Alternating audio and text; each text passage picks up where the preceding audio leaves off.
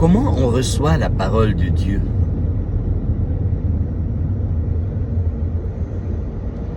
L'impact de cette parole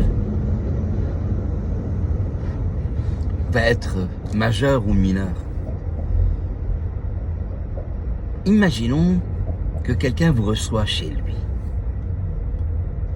Imaginons que cette personne vous reçoit avec beaucoup d'amour, en ayant confiance en vous, montrant combien il vous apprécie, combien il croit en vous comme personne. Vous rentrez chez lui et vous voulez donner le maximum de vous-même. Imaginons le contraire, que quelqu'un vous reçoit avec beaucoup de haine et de mépris, en vous faisant croire qu'il est obligé de vous recevoir chez lui pour une ou telle raison. Vous rentrez avec une morale qui est écrasée.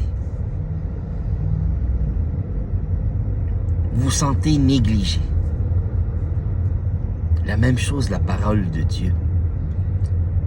Pourtant que Dieu est le créateur, mais il est le plus fragile et le plus sensible du monde.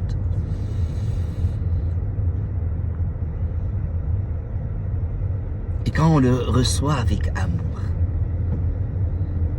quand on le reçoit avec beaucoup de foi, cette parole va rentrer pour transformer, renouveler, libérer.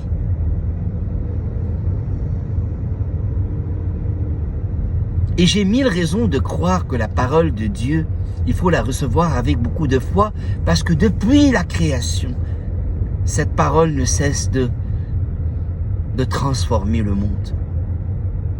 Et depuis la création, cette parole ne cesse d'aimer.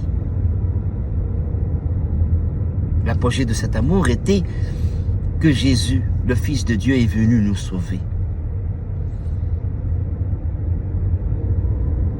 Aujourd'hui, notre défi, c'est de changer notre attitude et de recevoir cette parole avec beaucoup de foi et d'amour.